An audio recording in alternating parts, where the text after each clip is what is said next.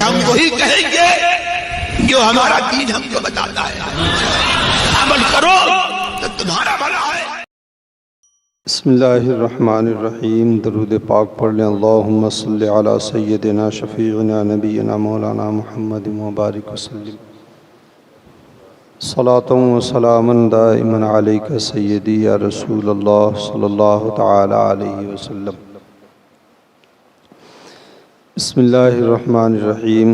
الم تر الی الذین اوتوا نصیبا من الکتاب یدعون الی کتاب اللہ لیحکم بینہم ثم یتولی فریق منہم وہم معرضون، ذلک بأنہم قالوا لن تمسنا النار الا ایاما معدودات وغرہم فی دینہم ما کانوا یفترون، فکیف اذا جمعناہم لیوم لا ریب فیہ ووفیت کل نفس ما کسبت وہم لا یظلمون۔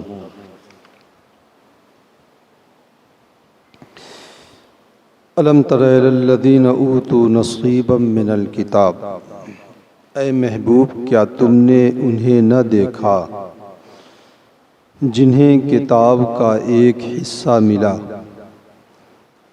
یدعون الی کتاب اللہ، اللہ کی کتاب کی طرف بلائے جاتے ہیں، لیحکم بینہم تاکہ اللہ کی کتاب ان کے درمیان فیصلہ کر دے، ثم یتولی فریق منہم وہم معرضون، پھر ان میں سے ایک گروہ اس سے روگرداں ہو کر پھر جاتا ہے، ذالک بأنہم قالوا لن تمسنا النار الا ایاما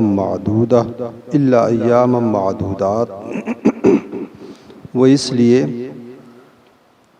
یہ جرأت انہیں اس لیے ہوئی کہ وہ کہتے تھے کہ ہمیں آگ نہیں چھوئے گی مگر گنتی کے چند دن، وغرہم فی دینہم ما کانوا یفترون، اور ان کو ان کے دین میں دھوکہ دیا اس چیز نے جو وہ افترا باندھتے تھے، فکیف اذا جمعناہم لیوم لا ریب فیہ، تو اس دن کے لیے تو کیسی ہوگی جب ہم انہیں اکٹھا کریں گے اس دن کے لیے لا ریب فیہ جس میں کوئی شک نہیں، ووفیت کل نفس ما کسبت، اور ہر جان کو اس کی کمائی کا پورا بدلہ دیا جائے گا، وہم لا یظلمون، اور ان پر ذرا بھی ظلم نہ ہوگا۔ الم تر الی الذین اوتوا نصیبا من الکتاب، کیا تم نے نہ دیکھا، اگر یہ حضور صلی اللہ علیہ وسلم سے خطاب ہے تو مطلب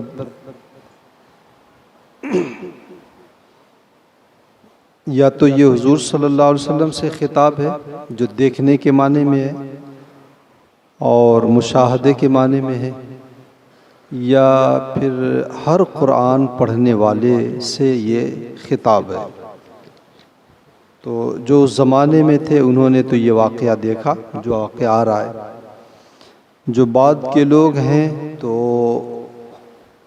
اگر ان سے خطاب ہے تو اس کا مطلب یہ کہ کیا تم نے اس واقعے میں غور نہیں کیا، اور یہ جو سوال کے طور پر کہا جا رہا ہے یہ تعجب کے لیے، جیسے ہم اپنے عام بول چال میں کہہ دیتے ہیں کہ تم نے دیکھا نہیں وہ کیسا جھوٹ بول رہا تھا، تو ویسے یہاں پر بھی ہے کہ الم تر الی الذین اوتوا نصیبا من الکتاب، انہیں دیکھا نہیں جنہیں کتاب کا ایک حصہ دیا گیا۔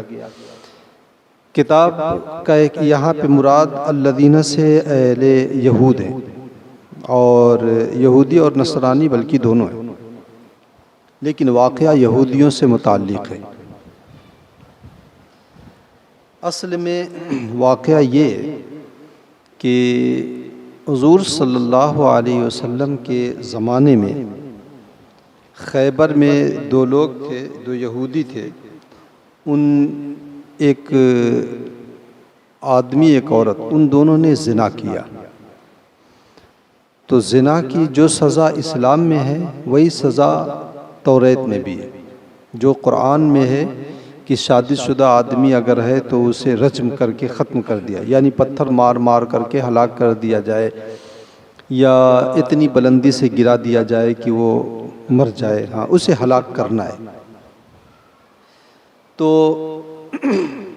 ان لوگوں نے یہ آیت کریمہ جو اسلام میں ایک اور شق ہے کہ اگر غیر شادی شدہ آدمی نے ایسا کیا ہے، یہ جرم کیا ہے، تو اسے 100 کوڑے مارے جائیں گے. پھر اسے ہلاک نہیں کیا جائے گا، اسے 100 کوڑے مارے جائیں گے.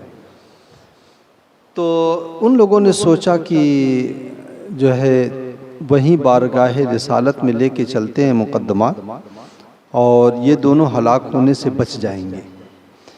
اس کی 2 وجہ تھی. ایک وجہ تو یہ کہ یہ دونوں مرد اور عورت یہ اونچے خاندان کے لوگ تھے اور شریف خاندان کے لوگ مانے جاتے تھے. تو وہ لوگ شریف خاندان کے یا اونچے خاندان کے جو لوگ ہوتے تھے ان کے اوپر توریت کی سزائیں نافذ نہیں کیا کرتے تھے، اور جو غریب طبقہ ہوتا تھا ان کے اوپر سخت سے سخت سزائیں نافذ کر دیا کرتے تھے. اور دوسری وجہ یہ تھی کہ ایک اعلیٰ خاندان اونچے گھرانے کے لوگ جو ہوتے ہیں ان کے اپنے ایک معاشرے میں عزت ہوتی ہے، تو وہ عزت کی نیلامی کا بھی ڈر تھا. تو ان لوگوں نے سوچا کہ حضور کی بارگاہ میں لے کے جائیں گے، 100 کوڑے لگ جائیں گے، پھر معاملہ رفع دفع ہو جائے گا. آئے وہ بارگاہ رسالت میں لے کر کے، تو اللہ کے رسول صلی اللہ علیہ وسلم نے ارشاد فرمایا کہ تم اپنی کتاب جس کو تم ماننے کا دعویٰ کرتے ہو توریت، اسی کے مطابق فیصلہ کیوں نہیں کر لیتے ہو؟ تو اللہ کے رسول صلی اللہ علیہ وسلم نے پوچھا کہ کیا ہے تمہاری کتاب میں اس کا فیصلہ؟ تو ان لوگوں نے کہا کہ وہ کچھ ہے نہیں، بس معمولی سا ہے، وہ تھوڑا سا چہرہ سیاہ کر کے اسے گھما دیا جائے، یہی ہے. تو اللہ کے رسول صلی اللہ علیہ وسلم نے فرمایا لاؤ توریت لاؤ اور سامنے رکھ کر کے پڑھو. تو ان لوگوں نے یہ سوچا کہ یہ جو ہے عربی ہے، عبرانی زبان جانتے نہیں ہیں، اور توریت عبرانی زبان میں تھی. تو ان لوگوں نے سوچا کہ انہیں چکمہ دے دیں گے، جل دے دیں گے، آیت ادھر کی ادھر کر دیں گے، چھپا دیں گے، ان کو کیا پتہ ہوگا، کیونکہ توریت عبرانی زبان میں تھی. لیکن انہیں یہ نہیں معلوم تھا کہ اللہ کے رسول صلی اللہ علیہ وسلم کو رب کائنات نے یہ علم دے دیا تھا. اللہ کے رسول لیکن حضور صلی اللہ علیہ وسلم اس کا اظہار نہیں فرمایا. جب جانور کی زبان اللہ کے رسول سمجھ جاتے تھے تو انسان کی زبان تو بہرحال انسان کی زبان ہے. تو حضور صلی اللہ علیہ وسلم کی بارگاہ میں وہ لائے اور لا کے پڑھنے لگے. اچھا، اس وقت حضرت عبداللہ ابن سلام رضی اللہ تعالیٰ عنہ یہ مسلمان ہو چکے تھے، اور یہ قوم یہود کے بہت بڑے عالم تھے حضرت عبداللہ ابن سلام. تو یہ بھی اس محفل میں بیٹھے ہوئے تھے، ایک کونے میں خاموشی سے بیٹھے ہوئے تھے. تو وہ جب لے کر کے آیا ان کا عالم اور توریت پڑھنے لگا، تو جو آیت رجم تھی جس میں سزا کا ذکر تھا، اس آیت رجم کے اوپر ہاتھ اور انگلی رکھ کے چھپا دیا تھا، اور آگے پیچھے کی نیچے اوپر کی آیتیں وہ پڑھ رہا تھا. تو حضرت عبداللہ ابن سلام نے کہا کہ وہ اپنا ہاتھ ہٹاؤ وہاں سے اور اس کے نیچے والی آیت پڑھو. تو جب اس نے ہاتھ ہٹایا اور اس کو پڑھا تو جو ہے حضرت عبداللہ ابن سلام کا بیان ہے، میں دیکھ رہا تھا کہ آیت رجم اس کے ہاتھ کی انگلیوں کے آس پاس میں چمک رہی تھی. تو اس وقت جو ہے یہ آیت کریمہ نازل ہوئی. اسی واقعے کے پیش نظر ایک اور واقعہ ذکر کیا جاتا ہے کہ حضور صلی اللہ علیہ وسلم یہودیوں کے مدرسے میں گئے، وہاں سے گزر ہوا تو وہ ان سے مدرسے میں گئے اور تبلیغ دین فرمانے لگے. تو ان لوگوں نے کہا آپ کون سا دین لے کر کے آئے ہیں؟ کہا دین ابراہیمی. کہا دین ابراہیمی اگر لے کر کے آئے تو حضرت ابراہیم علیہ السلام تو یہودی تھے، تو آپ اس دین کی تبلیغ کیوں نہیں کرتے ہیں؟ تو اللہ کے رسول صلی اللہ علیہ وسلم نے فرمایا کہ لاؤ ثبوت، لاؤ اپنی کتاب توریت، اس میں دکھاؤ کہ حضرت ابراہیم علیہ السلام یہودی تھے. تو وہ لوگ کتاب نہیں لا سکے. تو ان کے بارے میں یہ آیت کریمہ نازل ہوئی ہے. اور اللہ تبارک و تعالیٰ نے یہاں ایک اور تسلی اپنے حبیب صلی اللہ علیہ وسلم کو دیا. دو تسلیاں پیچھے گزری. ایک تسلی تو اللہ تبارک و تعالیٰ نے یہ دیا تھا کہ جو شروع میں تھی کہ ان کا جو ہے کہ محبوب یہ جو ہے ہٹ دھرم ہیں، ضدی ہیں، آپ کے اوپر صرف پیغام خداوندی پہنچا دینا، بس یہی ایک ہے آپ کا کار نبوت. اور دوسری تسلی یہ کہ یہ تو وہ لوگ ہیں جنہوں نے صدیوں سے انہوں نے اللہ کی آیتوں کا انکار کیا، انبیاء کرام علیہ الصلوۃ والتسلیم کو شہید کیا، اور ان کا انجام جو ہے ایسا ہوگا. اب یہ تیسری تسلی کہ اے محبوب تم نے ان کو دیکھا نہیں، ان کی جو ہے ضدی پن یا ان کے ہٹ دھرمی کی وجہ سے آپ دل برداشتہ نہ ہو. ان کی فطرت ہی میں یہ بات رچی بسی ہوئی ہے، ان کا وتیرہ ہے. دیکھا نہیں کہ ان کو جب کتاب کا ایک حصہ دیا گیا یعنی توریت ان کو دی گئی، اور جب ان کو توریت کے مطابق فیصلے کے لیے بلایا گیا کہ آؤ توریت لے کر کے آؤ، اس کے مطابق زنا کا فیصلہ کرو اور حضرت ابراہیم علیہ الصلوۃ والتسلیم کو یہودی ثابت کرو، تو وہ لوگ ہیں مکر گئے، اس کا فیصلہ ہی نہیں کرنے لگے. اچھا، یہاں پر کہا گیا نصیبا من الکتاب، کتاب کا ایک حصہ یا کچھ حصہ.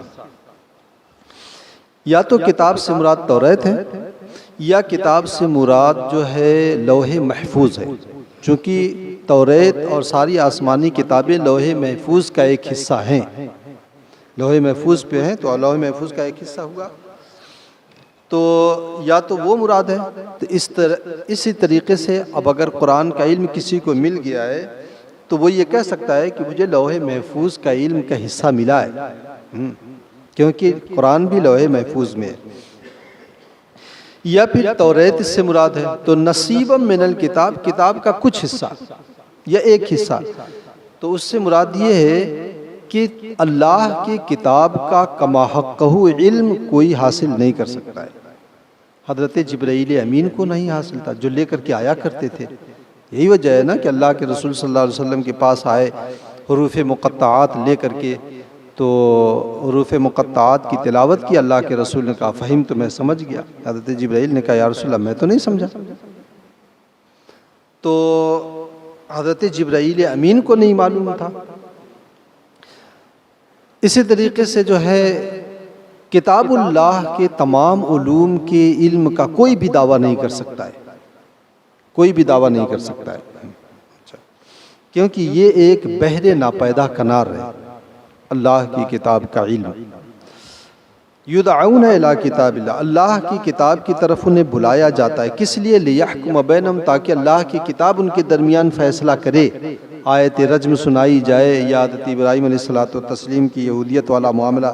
ثم یتولی فریق منہم، پھر ان میں سے ایک گروہ منہ پھیر کر اعراض کر لیتا ہے اور گردن گھما لیتا ہے، یعنی انکار کر دیتا ہے. کیوں؟ اس کی وجہ وہی ہے کہ دل میں چور ہے، تبھی تو نہیں لے کر کے آئے اور توریت نہیں لا سکے ہیں. اچھا، یہ جرأت انہوں نے کیوں کیا؟ اتنی بڑی جرأت کیوں وہ کر سکتے ہیں کہ زنا کی آیتوں کو وہ چھپا لے جائیں اور حضرت ابراہیم علیہ الصلوۃ والتسلیم پر بہتان لگا دیں کہ وہ یہودی تھے؟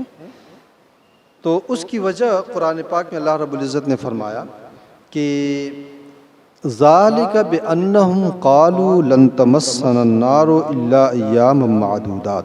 ان کا عقیدہ یہ تھا کہ ہمیں آگ نہیں چھوئے گی، یعنی جہنم کی آگ ہمیں نہیں چھوئے گی، الا ایاما معدودات، مگر گنتی کے چند دن.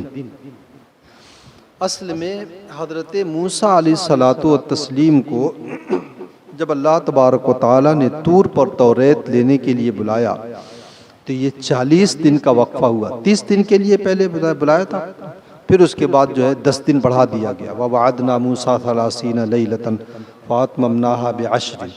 ہم نے پہلے موسیٰ سے 30 دن کا وعدہ کیا تھا، پھر اس کو 10 دن بڑھا کے 40 دن کر کے مکمل کیا. تو یہ 40 دن کا وقفہ حضرت موسیٰ علیہ الصلوۃ والتسلیم اپنی قوم سے دور رہے، اور حضرت ہارون علی نبینا علیہ الصلوۃ والتسلیم کو اپنی قوم کے اوپر انہوں نے اپنا نائب مقرر کیا تھا. اس میں سامری نام کا ایک شخص تھا، اس نے حضرت جبرائیل امین علیہ الصلوۃ والتسلیم جس گھوڑی پر آئے تھے جب فرعون کو ڈبویا جا رہا تھا، تو جس گھوڑی پر کے اوپر آئے تھے تو اس گھوڑی کی جہاں جہاں وہ گھوڑی اپنے قدم رکھتی تھی وہاں سے فوراً سبزہ اگ جاتا تھا اور ہریالی آ جاتی تھی، فوراً وہ ٹاپ اٹھی نہیں کہ ہریالی آ جاتی تھی۔ تو اس نے دیکھا اور سوچا کہ ضرور اس میں کچھ کمال ہے، تو اس نے وہاں سے مٹی اٹھا لیا، اور جب حضرت موسیٰ علیہ الصلوۃ والتسلیم طور پہ گئے تو اس نے ساری قوم کا سونا اکٹھا کیا، جو قوم بنی اسرائیل کی عورتوں سے لے کر کے وہ آئے تھے، مانگ کر کے ادھار لے کر کے آئی تھیں، اور تو وہ سارا سونا اکٹھا کیا، ایک بچھڑا بنایا اور بچھڑے میں اس نے وہ مٹی شامل کر دیا تھا، جس کی وجہ سے اس میں جو ہے ایک آواز نکلتی تھی۔ تو اب جب وہ آواز نکلی تو سب کے سب اس کے سامنے سجدہ ریز ہو گئے اور بتوں کی پوجا کرنے لگے، اسی بچھڑے کی پوجا کرنے لگے، جس کا ذکر پہلے بارے میں تفصیل کے ساتھ گزرا ہے۔ تو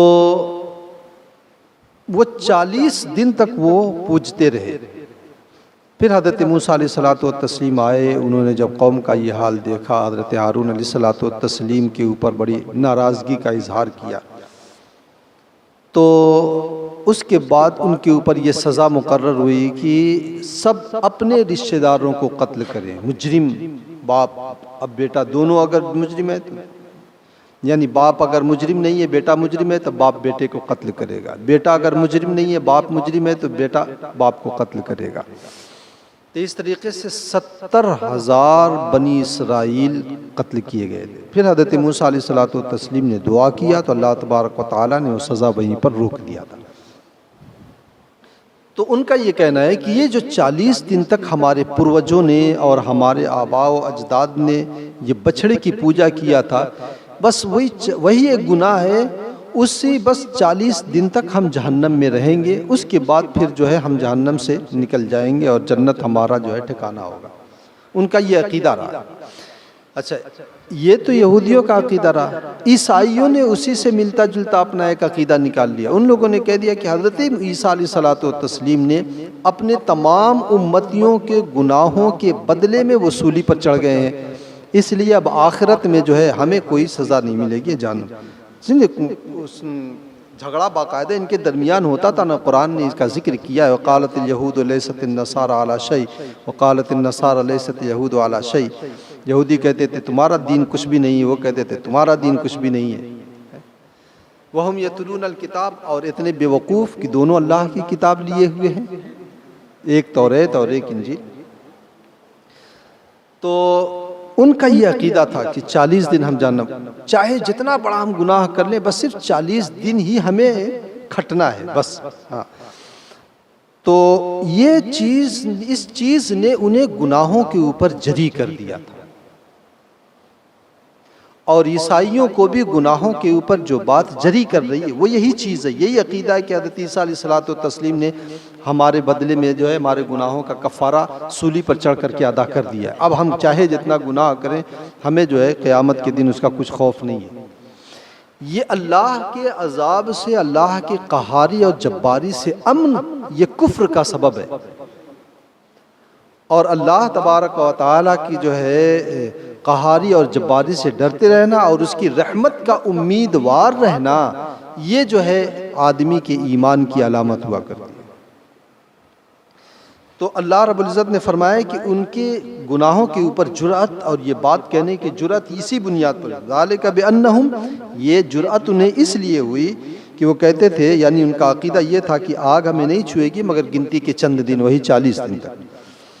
وغرہم فی دینہم ما کانوا یفترون، اور ان کا یہ افترا تھا، ظاہر سی بات ہے اس کے اوپر کوئی دلیل نہیں، نہ قرآن کی کوئی دلیل، نہ کتاب کی کوئی دلیل، کچھ بھی نہیں ہے، یہ ان کے اپنے ذہن کی ایک اپج تھی۔ ہاں، تو اور اس جو ہے اب ان کے اس افترا نے اور اس بہتان نے دین ہی میں دھوکہ دے دیا، ان کے اپنے دین میں دھوکہ، جس چیز کو وہ دین سمجھ رہے تھے وہ دین نکلا ہی نہیں۔ دین وہ یہ سمجھ رہے ہیں کہ ہمیں صرف 40 دن تک جو ہے جہنم میں رہنا ہوگا، حالانکہ یہ چیز ہے ہی نہیں۔ تو دنیا میں تو آدمی مطمئن ہے کہ دنیا میں جتنا جھیلنا ہے جھیلنے، 40 دن آخرت میں، اس کے بعد تو پھر مزے ہی رہیں گے۔ یا عیسائیوں نے اسی طریقے سے جو ہے اپنے ذہن میں ایک بات رکھ لیا ہے کہ بس آخرت میں تو ہمارے مزے ہی مزے ہیں، دنیا چاہے جیسے گزر جائے، کسی کے بھی دیوار کے سائے میں گزر جائے کیا ہوتا ہے۔ لیکن جب آخرت میں جائیں گے اور انہیں حساب و کتاب کے لیے کھڑا کر دیا جائے گا تو ان کے اوپر کیا بنے گی۔ ایک آدمی ہے کہیں جائے اور پہلے سے جو ہے وہ اپنے دل میں بہت ساری آرزوئیں تمنائیں وہ سجائے رہے، میں وہاں جاؤں گا، میرا یوں استقبال ہوگا، یوں میرے اوپر پھول نچھاور کیے جائیں گے، ایسے گدے تکیے لگے ہوں گے، مہمان نوازی ہوگی، بس راستے کی جو تکلیفیں ہیں وہی تکلیفیں، لیکن وہاں جائے تو وہاں معاملہ ہی الٹا ہو جائے، ہر طرح سے اس کا حساب و کتاب لے لیا جائے، تو ظاہر سی بات ہے اس کی ساری امیدوں پہ پانی پھر گیا نا، سارے حوصلے اس کے ٹوٹ جائیں گے۔ اور یہی صورتحال ہوتی ہے جب آدمی کے اوپر ہارٹ اٹیک ہوتا ہے۔ آخرت میں تو ہارٹ اٹیک بھی نہیں آنے والا۔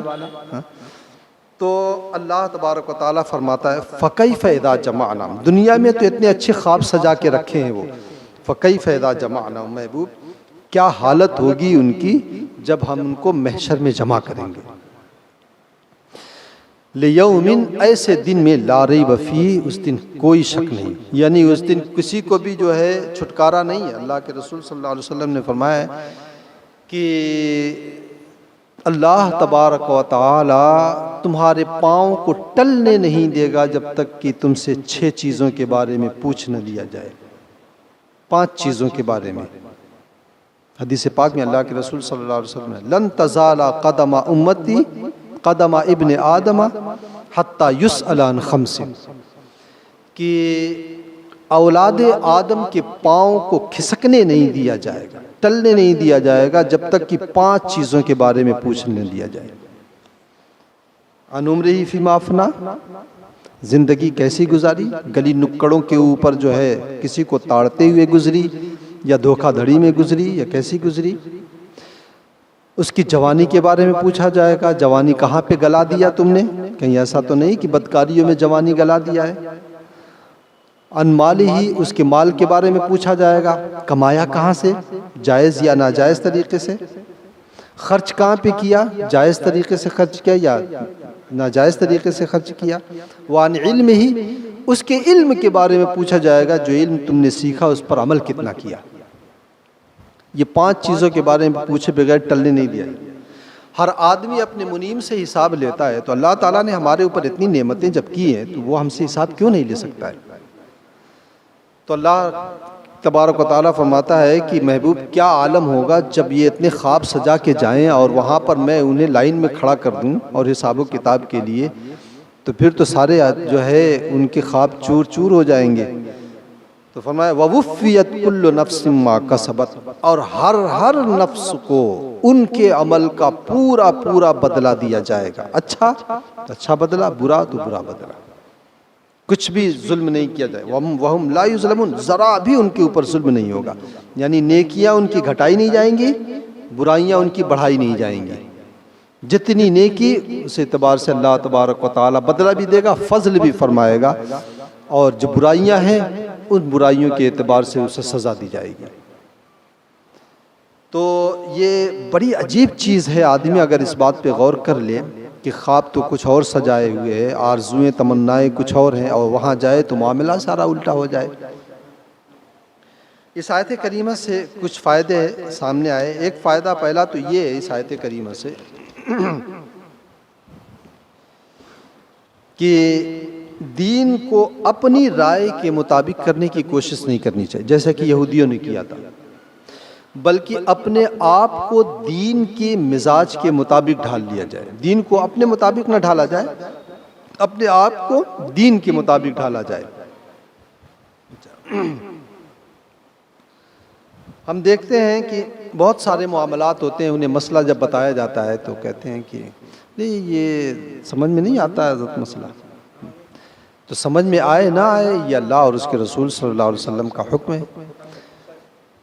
والد کا انتقال ہو گیا، باپ کا انتقال ہو گیا، اس نے پراپرٹی چھوڑی ہے، بیٹے ہیں بیٹیاں ہیں، تو ان کو حصہ ملے گا۔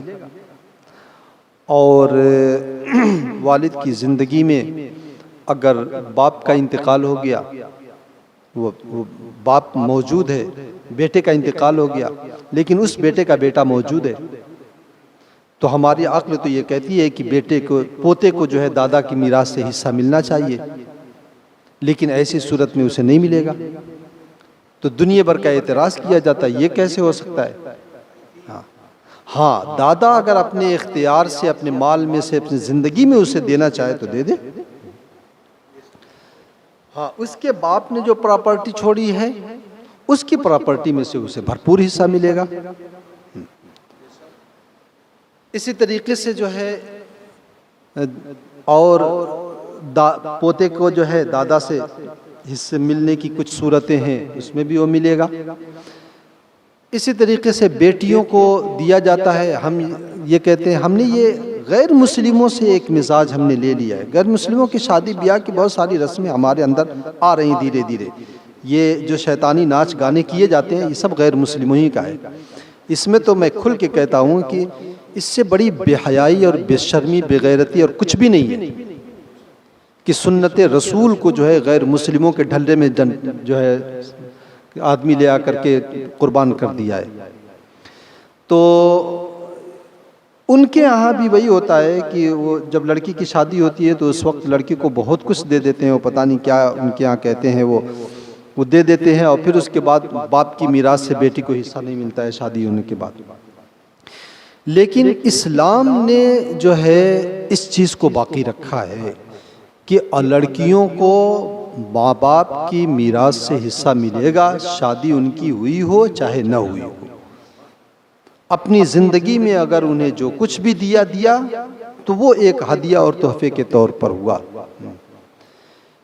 لیکن اللہ کے رسول صلی اللہ علیہ وسلم نے یہ بھی فرمایا ہے کہ ایک اپنے بیٹے کو اگر جتنا دو تو اتنا سب کو دو۔ اولاد کے درمیان جو ہے بھید بھاؤ بالکل نہیں۔ حضرت نعمان ابن بشیر رضی اللہ تعالیٰ عنہ کی بیوی نے کہا کہ میرے بیٹے کو جو ہے کچھ تم ہدیہ کرو، اپنی میراث کا کچھ مالک بناؤ۔ تو اللہ کے رسول صلی اللہ علیہ وسلم تو انہوں نے کہا ٹھیک ہے فلاں باغ جو ہے تمہارے بیٹے کو میں نے کر دیا۔ کہا نہیں ایسے نہیں چلے گا، اللہ کے رسول صلی اللہ علیہ وسلم کو گواہ بناؤ۔ عورتیں ذرا سا ہوتی ہیں اس قسم کی، تو بارگاہ رسالت میں آئے حضرت نعمان ابن بشیر، کہا یا رسول اللہ یہ میرے بیٹے کی جو ہے یہ ماں اس بات پر بضد ہے کہ میں اس کو یہ چیز دے دوں اور آپ کو اس بات پر گواہ بنا لوں۔ تو اللہ کے رسول صلی اللہ علیہ وسلم نے فرمایا جتنا تو نے اس کو دیا ہے اتنا ہی اپنے باقی اولاد کو بھی دیا ہے۔ کہا نہیں یا رسول اللہ۔ تو اللہ کے رسول نے فرمایا میں ظلم کے اوپر گواہ نہیں بنوں گا۔ تو یہ بات ذہن میں رہے کہ اولاد کے درمیان کوئی چیز لینے دینے میں بھید بھاؤ نہ رہے۔ دوسرا فائدہ اس آیت کریمہ سے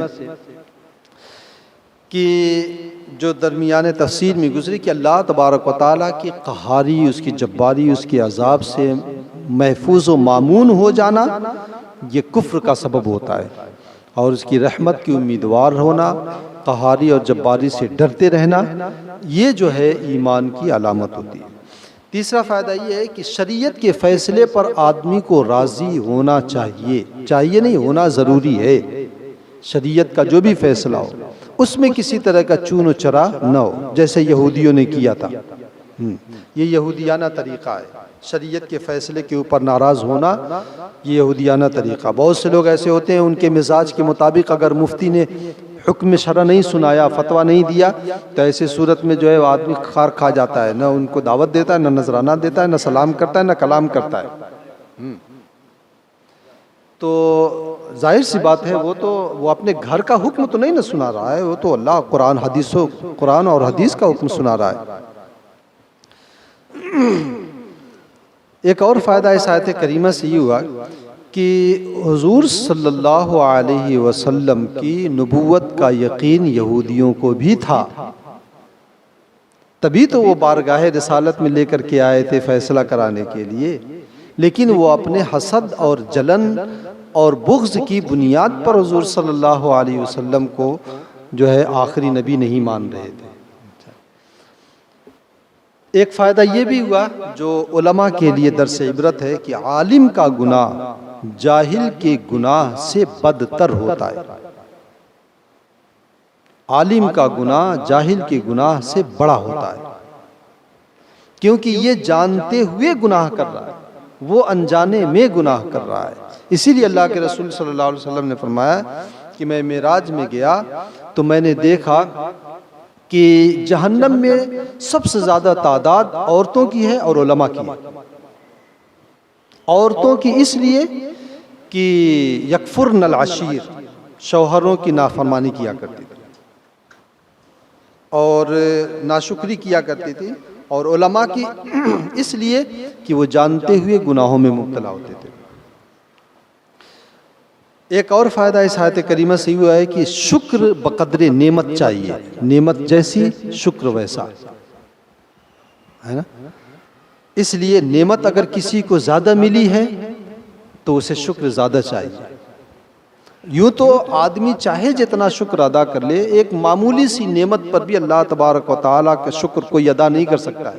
میں نے واقعہ سنایا ہے، بات لمبی ہو جائے گی۔ وہ ایک عالم، کوئی شخص تھا، میدان محشر میں اسے حساب و کتاب ہوگا تو اللہ رب العزت فرمائے گا کہ جا اس بندے کو میرے فضل سے جنت میں لے کر کے جاؤ۔ تو کہے گا کہ مولا اگر میں تیرے فضلی سے جنت میں جا رہا ہوں تو میری نمازیں، روزے، میری عبادات یہ کیا ہو گئی؟ تو اللہ تبارک و تعالیٰ فرشتوں سے کہے گا کہ اس کو اس کی اوقات یاد دلانی چاہیے۔